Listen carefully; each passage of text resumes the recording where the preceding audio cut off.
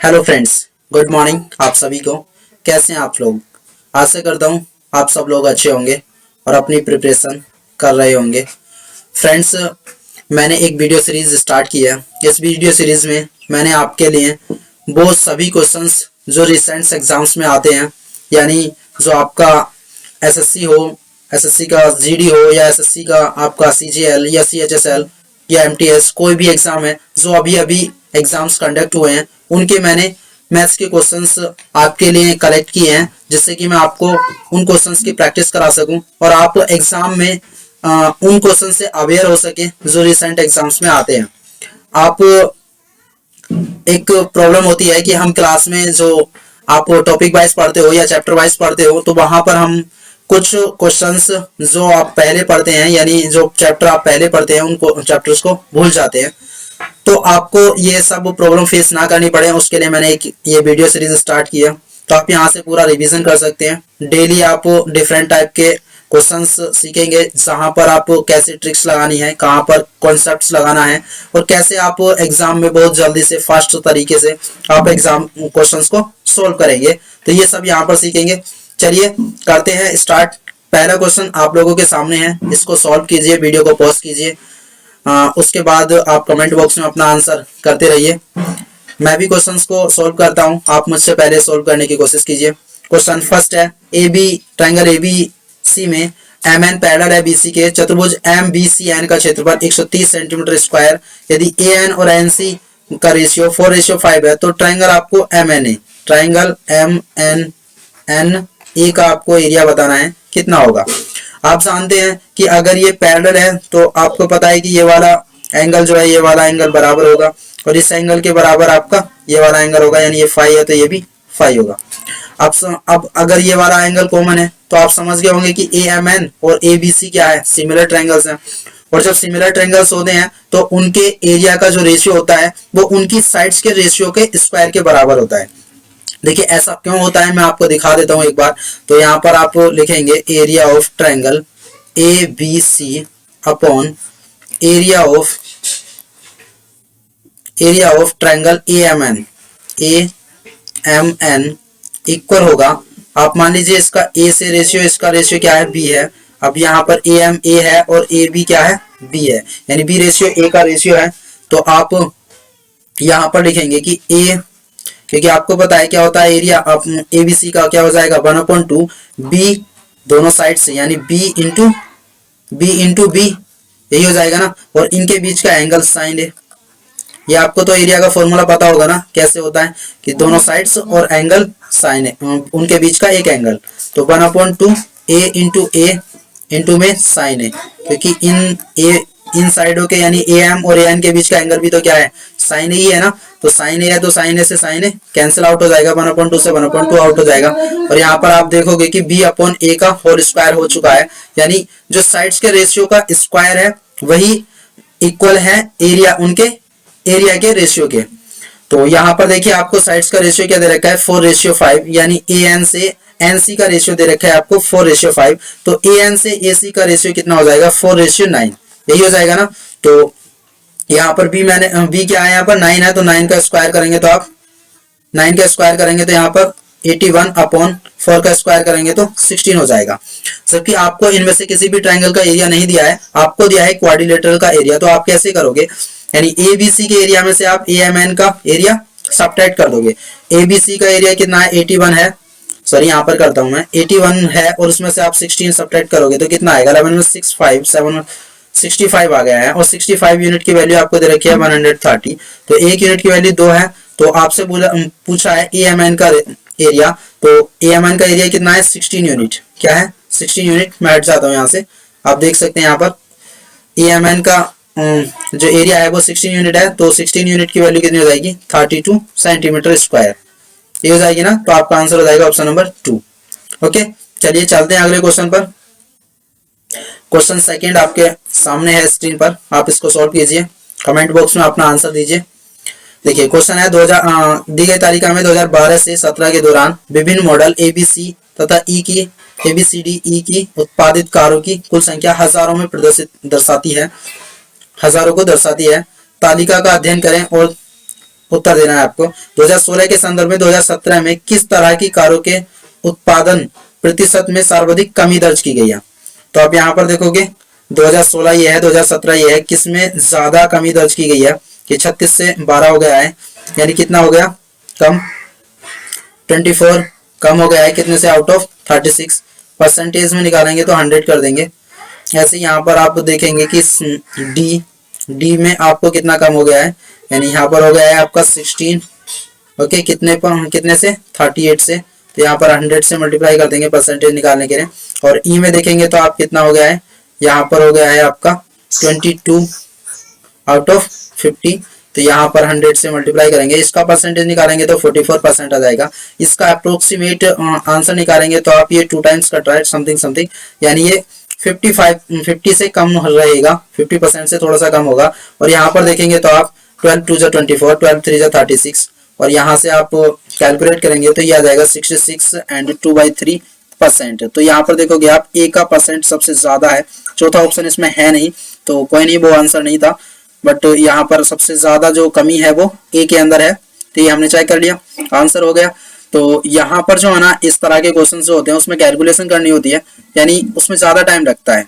तो आपको क्या करना चाहिए कि ये क्वेश्चंस बाद में अटेम्प्ट करने चाहिए, ये डाटा वाले क्वेश्चंस होते हैं ये बाद में करने चाहिए, डीआई वाले, डाटा इंटरप्रिटेशन, तो इसको बाद में करना चाहिए। क्वेश्चन नंबर 3 है, देखिए क्वेश्चन नंबर 3 है, अगर आप कॉन्सेप्ट से करने जाएंगे तो बहुत टाइम लग जाएगा, बट एग्जाम में आप कैसे करेंगे इसको मैं बताता हूँ। देखिए यहाँ पर आपको वैल्यू पुटिंग करना पड़ेगा, अलजेब्रा का क्वेश्चन है, तो वैल्यू पुटिंग करने में आप किसकी वैल्यू पुट करेंगे, या तो ए की करेंगे, बी की, या फिर सी की, या फिर आप एक्स वाई जेड की वैल्यू पुट करेंगे। तो सबसे अच्छा रहेगा कि आप एक्स वाई जेड को आप इक्वल मान लीजिए, यानी इक्वल मान लीजिए, या फिर कह सकते हैं तो एक्स वाई जेड को ए की मान लीजिए 1। अगर आप इसको सबको बराबर मानते हैं तो क्या हो जाएगा, एक्स की पावर 2a इक्वल हो जाएगा यहाँ पर एक्स की पावर 2b, ऐसे ही यहाँ पर बराबर हो जाएगा एक्स की पावर 2c, यानी a यहाँ से आप पावर का कंपैरिजन करेंगे तो 2a equal 2b equal 2c, यही होगा ना। तो यहाँ से a और b और c की वैल्यू क्यों देख रहे हो आप, इक्वल आ रही है ना, चाहे तो यहाँ पर रख के देख सकते हो आप। देखिए ये इक्वेशन भी सेटिस्फाई हो जाएगी, x के जगह पर ही अगर y रखते हो आप और y की जगह पर ही आप x रखते हो, तो यहाँ पर X square equal x square हो रहा है, यानी कंडीशन सेटिस्फाई है, हम सही डायरेक्शन में जा रहे हैं। यानी वैल्यू पुटिंग का मीनिंग होता है कि आप चेक करो कि क्या आप सही भी हो, तो यहाँ पर आपने चेक किया कि हम सही हैं। तो जैसे यहाँ आप a और b, a equal b equal c रखेंगे तो यहाँ पर क्या हो जाएगा 3a स्क्वायर अपॉन में a स्क्वायर हो जाएगा, a स्क्वायर से स्क्वायर कैंसिल आउट हो जाएगा और आपका आंसर हो जाएगा 3 ओनली। तो आपका आंसर हो जाएगा ऑप्शन नंबर 2 3 हो गया ना। तो इस तरह से आपको अटेम्प्ट करना है आपके एग्जाम में, ना कि आपको कॉन्सेप्ट से जाना है। यहाँ पर अगर आप कॉन्सेप्ट से करना चाहते हैं तो मैं उसको भी बता देता हूँ। आपका क्या होगा, यहाँ पर आप कोई भी वैल्यू मान लेंगे, यानी इसके इक्वल में आप मान लीजिए कांस्टेंट k है, तो यहाँ से x की वैल्यू क्या हो जाएगी, k की पावर 1/2a, और y की वैल्यू हो जाएगी k की पावर 1/2b, और z की वैल्यू हो जाएगी यहाँ पर k की पावर 1/2c।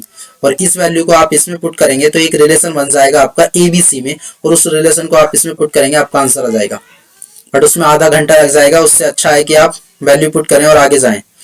क्वेश्चन नंबर 4 है x minus Y equal 4 X Y equal 45, तो X cube minus Y cube का मान बताना है। ये क्वेश्चंस एसएससी सीजीएल के क्वेश्चंस हैं जो अभी 2020 वाला सीजीएल हुआ है उसमें आए हुए हैं। तो ये मैंने कोई खुद से बनाए हुए क्वेश्चंस नहीं है, जो कि मैंने इजी बना लिए हैं। यानी आपको एग्जाम में इजी क्वेश्चन भी देखने को मिलते हैं और कॉम्प्लिकेटेड भी, और आप जब कॉम्प्लिकेटेड क्वेश्चन को या फिर डिफिकल्ट क्वेश्चन को नहीं कर पाते हैं तब आपको सिलेक्शन या आपका सिलेक्शन आप से रुक जाता है, यानी आपका सिलेक्शन तब नहीं हो पाता है। तो यहाँ पर आप देखेंगे तो X cube minus Y cube का जो फॉर्मूला होता है वो होता है एक्स माइनस बाई, आपने पढ़ा होगा। यहाँ पर X square plus Y square आता है, प्लस में एक्स वाई आएगा, लेकिन मैंने उसको क्या किया, कन्वर्ट कर दिया एक्स माइनस वाई का होल स्क्वायर प्लस में 3xy में। यानी मैंने यहाँ पर क्या किया है 2xy, यानी मैंने सब्ट्रैक्ट किया है और 2xy यहाँ पर प्लस किया है। तो उसके बाद ये फॉर्मूला बन गया। देखिए यहाँ पर क्या हो गया 4 और यहाँ पर 16 प्लस यहाँ पर आ जाएगा 45 की मल्टीप्लाई करेंगे आप 3 से, तो ये हो जाएगा 135। और अब आपको आंसर करना है। देखिए यहाँ पर 4 का मल्टीपल आएगा ना आंसर, देखिए 4 का मल्टीपल है क्या कोई सा भी, यहाँ पर ये भी नहीं होगा, ये भी नहीं होगा, ये भी नहीं होगा, ये आंसर हो जाएगा क्योंकि ये 4 से डिवाइड हो रहा है। और बाकी आप कैलकुलेट करके भी निकाल सकते हो। कभी कभी होता है हमको यूनिट डिजिट भी लगाना होता है। देखिए यहाँ से आप सम करोगे तो कितना आएगा 65 11 आएगा और 11 का 1 आएगा, तो 4 से मल्टीप्लाई करोगे 1 में तो क्या आना है यूनिट डिजिट 4, तो 4 यहाँ पर है, ये भी आंसर हो जाएगा। इस तरह से आपको अटेम्प्ट करने होते हैं क्वेश्चंस एग्जाम में अपने। चलिए क्वेश्चन नंबर आपके सामने है question, next question, question number नहीं है यहाँ पर। यदि ए प्रथम चतुर्थांश में अवस्थित है और 6 tan a = 5 है, तब तो आपको ये आंसर बताना है। कीजिए, आपको पता है tan a इक्वल बोला है उसने 5/6, ठीक है, यही बोला है ना। तो आप यहाँ पर वैल्यू पुट करेंगे, साइन ए की कोसे की, कोसे निकालेंगे साइन ए निकालेंगे, बहुत देर लग जाएगी। जबकि आपको ये पता होना चाहिए कि साइन और कोस में क्या कॉमन होता है कि उसका डिनोमिनेटर जो होता है वो कर्ण होता है, या फिर कह सकते हो कि हाइपोटेनियस होता है।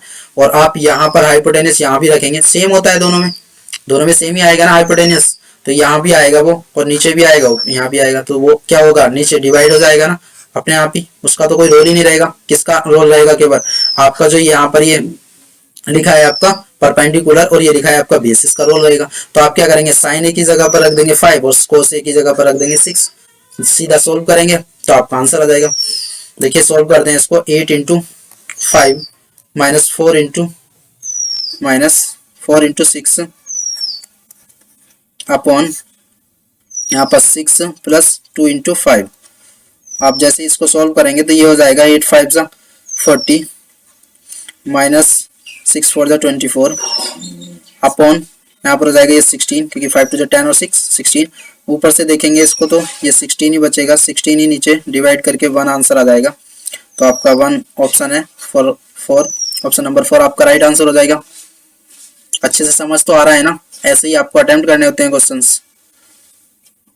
देखिए आपका क्वेश्चन है, दो बेलनों के आधार की त्रिज्या का अनुपात इतना है, उनकी ऊंचाइयों का अनुपात इतना है, तो उनका आयतनों का अनुपात बताना है। अगर मैं करूंगा क्वेश्चंस तो कैसे करूंगा, देखिए मैं डायरेक्ट लिखूंगा 9:16 और 4:9, 9 से सब्ट्रैक्ट डिवाइड कर देंगे इसको 4 टाइम्स, यानी रेशियो आ जाएगा 1:4 और आपका आंसर हो जाएगा ऑप्शन नंबर 3। हो गया ना, वेरी इजी। मैंने कैसे किया मैं बताता हूँ आपको। देखिए आपने क्या, आपका बेलन का जो होता है वॉल्यूम क्या होता है, V1/V2 क्या हो जाएगा, पाई r² h, यही होगा ना। और V2 है तो मान लीजिए मैं कैपिटल रख देता हूँ, पाई r² h। यहाँ से देखिए पाई का कोई रोल है क्या, नहीं है ना रोल, केवल किसका है, r/r² का रोल है, इसका स्क्वायर हो जाएगा, h/h हो जाएगा, यही है ना। देखिए तो अब ये क्या हो जाएगा, यहाँ से r/r यानी स्मॉल r और कैपिटल R का रेशियो आपको दे रखा है कितना है, 3:4 और इसका स्क्वायर करेंगे तो 9:16 और यहाँ पर आप हाइट का मल्टीप्लाई करेंगे तो 4/9, 9 से ये 9 डिवाइड हो जाएगा ये 4 टाइम्स, तो आ गया ना रेशियो ये वाला 1:4। ऐसे करना है आपको क्वेश्चंस। चलिए आगे चलते हैं। क्वेश्चन नंबर 7 है, यदि x = इतना y = इतना, तो x² + y² कितना होगा। आंसर करेंगे तो मुझे पता है कि जैसे ही मैं इसका स्क्वायर खोलूंगा यानी x का स्क्वायर करूंगा और इसका, तो यहाँ पर माइनस का आने वाला है, जो भी आएगा 4 × 5 × cos × sin a, तो यहाँ पर भी ऐसे ही आएगा 2, यहाँ पर क्या आएगा प्लस का आया, यहाँ पर माइनस का आएगा, 2 × 4 sin a × 5 × cos a, तो क्या होगा वो डिवाइड सब्ट्रैक्ट हो जाएगा, यानी एक दूसरे से बचेगा क्या, केवल ये x² = 16 cos a, cos square है, प्लस का 25 साइन स्क्वायर है, यही होगा ना।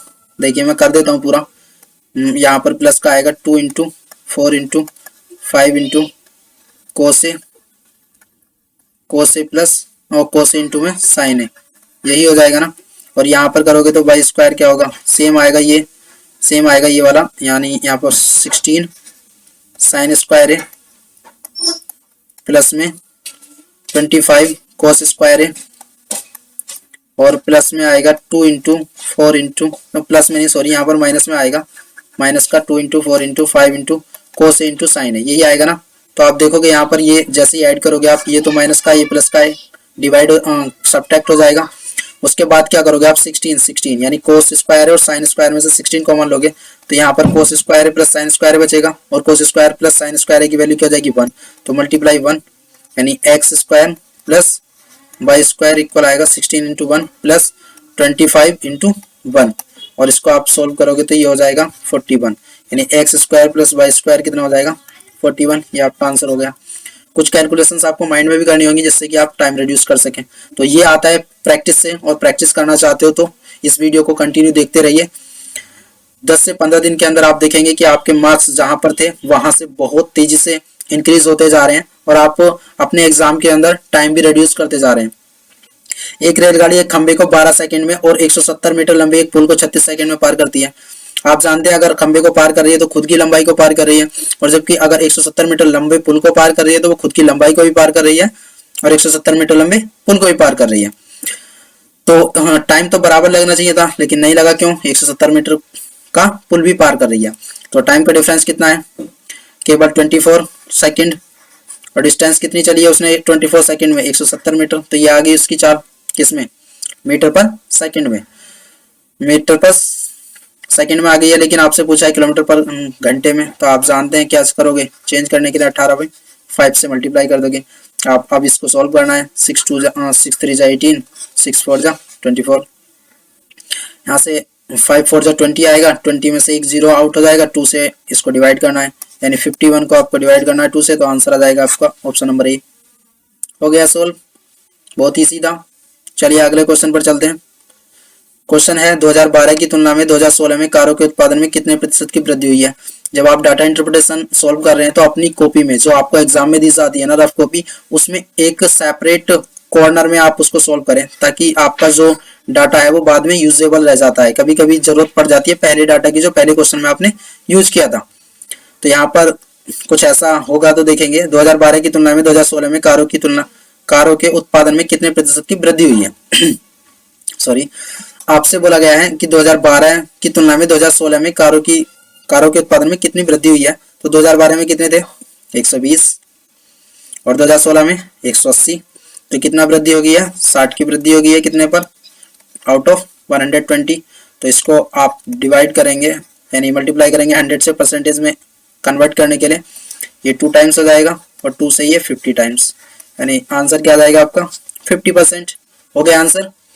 चलिए ऐसे क्वेश्चन भी आएंगे जल्दी होने वाले। आपसे बोला गया है कि साधारण ब्याज पर किसी वार्षिक ब्याज दर प्रतिशत से 4,300 रुपए की एक राशि 2 वर्ष में बढ़कर 4,644 हो जाती है। कौन सी राशि साधारण ब्याज द्वारा इसी ब्याज दर पर 5 वर्ष में बढ़कर इतने रुपए हो जाएगी। यानी आपको पहले क्या करना है, यहां से आपको ये दिया है कि 2 वर्ष में इतने रुपए हो जाती है, तो कितना ब्याज मिल जाता है इसको? यहाँ से आप डिफरेंस करोगे तो 344 रुपए का ब्याज मिल जा रहा है। कितने दिन में? 2 साल में। तो 1 साल में कितना मिलेगा? 172, यानी 172 आपके लिए ब्याज मिल रहा है। कितने पर?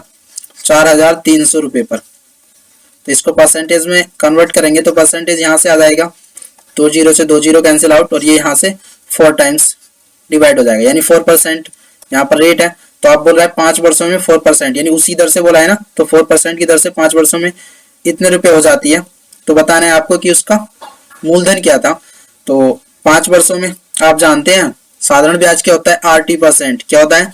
RT%। तो R क्या है यहाँ पर? 4, और क्या है? T क्या है? 5। तो कितना हो जाएगा? 20% आपको ब्याज मिलने वाला है। ये मैंने पहले ही बताया पहली वीडियो में, 20% ब्याज मिलेगा। तो इसका मीनिंग क्या है? 20% का फ्रैक्शन करते हो तो आप क्या हो जाता है? देखिए 20% का आप फ्रैक्शन करते हो तो ये हो जाता है 1/5। ये होता है ना, क्या होता है? 1/5। तो यानी 5 था, 1 का इंटरेस्ट मिल गया तो कितना हो गया? 6। तो मूलधन कितना है? 5, और टोटल जो आपको अमाउंट है वो क्या है? 6। तो 6 की वैल्यू इधर रखिए ना आपको, तो 5 की वैल्यू आपको बतानी है। तो आप यहाँ पर कैलकुलेट करेंगे इसको, तो आप यहाँ पर इसको डिवाइड कर सकते हैं। देखिए यहाँ पर करता हूँ मैं, 10104 अपॉन 6 मल्टीप्लाई करना है आपको 5 से। ये 0 है ना, देखिए आप 6 से डिवाइड करना जाएंगे इसको, तो ये कितना हो जाएगा? 6 1 जा 6, और यहाँ से 6 6 जा 36, 6 1 जा 6, और उसके बाद यहाँ से बचेगा आपका 4, और ये 41। तो 6 6 जा 36 हो जाएगा। फिर बचेगा आपका 50। तो 6 7 जा 42, और 6 8 जा 48, और उसके बाद 24। तो 6 4 जा 24। अब आपको 5 से मल्टीप्लाई करना है इसमें, तो आप जैसे ही मल्टीप्लाई करेंगे तो कितना आ जाएगा? 5 4 जा 20 का 0 कैरी करेंगे 2, 5 8 जा 42, और फिर 4 हो जाएगा, 5 6 जा 30, 30 में 4 ऐड करेंगे तो 4 कैरी करेंगे 3, 5 बन जाए 3 और 3 8 है। 8420 कितना है आंसर है आपका 4। हो गया ना आंसर। या तो आप जब यहाँ पर मल्टीप्लाई कर रहे थे तो लास्ट दो डिजिट देखकर भी आप आंसर कर सकते थे, क्योंकि लास्ट दो डिजिट में 20 केवल एक ही ऑप्शन में है। तो आप टाइम बचाना है, आप कैसे भी करके पूरा सॉल्व ना करके टाइम बचाइए अपना। क्वेश्चन कीजिए सॉल्व। एक व्यक्ति एक वस्तु को उसके क्रय मूल्य से 10% कम पर बेचता है। यदि उसे इतने रुपए अधिक में बेचा होता तो उसे 20% का लाभ कमाया होता। वस्तु का आरंभिक विक्रय मूल्य क्या होगा। क्वेश्चन में थोड़ा सा ट्विस्ट दे दिया गया है, बट क्वेश्चन कुछ भी नहीं है। कि आपसे बोला गया है कि अगर मान लीजिए कोई 100 रुपए की थी तो वो 90 रुपए में उसने बेच दी, 10% कम में बेच दी। अब वो कह रहा है कि इसे 20% के लाभ पर बेचता, यानी 120 में बेचता। अगर वो इतने रुपए अधिक में बेचता तो अधिक कितने हुए यहाँ पर 30, और 30 यूनिट की वैल्यू कितनी दे रखी है आपको 332। फिर आपसे पूछा है कि आरंभिक विक्रय मूल्य क्या था 90। तो 30 की वैल्यू 332 है, तो आपको 90 की वैल्यू बतानी है। अपॉन में 30 रखेंगे, मल्टीप्लाई में 90, ऐसे ही करते हैं ना। इसको 3 से डिवाइड हो जाएगा और 3 से इसमें मल्टीप्लाई करोगे तो आंसर आ जाएगा option number 2। That's all right. चलिए नेक्स्ट क्वेश्चन आप कर लेते हैं। मैं आपसे कोई भी फालतू की बकवास नहीं करने वाला हूँ, यानी आपका टाइम वेस्ट नहीं करने वाला हूँ कि शायरी सुनाऊं या फिर मैं आपको गाने सुनाऊं या फिर आपको कुछ ऐसे टाइम वेस्ट करूं। मैं आपको केवल टू द पॉइंट यानी क्वेश्चन टू क्वेश्चन ही बात करूंगा, और बाकी आपसे कोई भी बकवास नहीं करने वाला हूँ। इसलिए आप मेरे को फॉलो कर सकते हैं, और कंटिन्यू फॉलो करेंगे तो मैं आपसे पक्का वादा करता हूँ कि आपका मैथ्स 0 लेवल से या फिर आपके जो मार्क्स आ रहे हैं उससे मैं एबव लेवल तक आपको ले जाऊंगा। चाहे आपका CGL मेंस तक भी जाना हो तब भी लेके जाऊंगा, वहां तक आपको बहुत अच्छे से अटेम्प्ट करना सिखा दूंगा कि क्वेश्चंस कैसे अटेम्प्ट किए जाते हैं, बिल्कुल टाइम लिमिट के अंदर। 6 संख्याओं में क्वेश्चन है आपका, 6 संख्याओं में प्रथम 5 संख्याओं का योग छठी संख्या का 7 गुना है। यदि उन संख्याओं का औसत 136 है तो छठी संख्या का मान ज्ञात कीजिए। आपसे बोला गया है कि छठी संख्या का 7 गुना है, मान लीजिए छठी संख्या x है, और कितना है 5 संख्याओं का योग 7 गुना है तो 7x हो गया। तो ये क्या आ गया 6 संख्याओं का योग आ गया, और आपको ये एवरेज दे रखा है 6 संख्याओं का। तो आप क्या करोगे, योग में आप मल्टीप्लाई कर दोगे। औसत दे रखा है आपको तो औसत में मल्टीप्लाई कर दोगे 6 से, तो योग आ जाएगा, यानी आपका क्या आ जाएगा सम आ जाएगा। अब इसको आप ऐड करोगे तो यहाँ पर 8x इक्वल 6 इंटू 136। 8 से आप इसको डिवाइड करेंगे तो 8 बन जाए 8, 8 से बन जाए 56, और 17 से मल्टीप्लाई करते हैं 6 को तो 102, यानी आपका आंसर हो जाएगा ऑप्शन नंबर 4। चलिए इस वीडियो में इतना ही, मिलते हैं अगले वीडियो में, तब तक के लिए बाय बाय, टेक केयर। इस वीडियो को अपने फ्रेंड्स के साथ शेयर कीजिए, और वीडियो को लाइक कीजिए और चैनल को सब्सक्राइब कीजिए, जिससे मैं आपके लिए और ज़्यादा मेहनत कर सकूं और आपके लिए एक अच्छा कंटेंट ला सकूं। CGL में ऐसे ही क्वेश्चंस आते हैं, मैं आपको बार बार प्रैक्टिस कराऊंगा ताकि आपको वो टाइप पता चल जाए कि रिसेंट एग्जाम्स में कैसे क्वेश्चंस आ रहे हैं। और बाकी एग्जाम आपका CHSL है तो भी आपके लिए बहुत हेल्पफुल होगा। आपका UP लोकपाल है तब भी आपके लिए यहाँ से अलग क्वेश्चंस आपको नहीं मिलेंगे, यानी डिफरेंट क्वेश्चंस नहीं मिलेंगे। Thank you.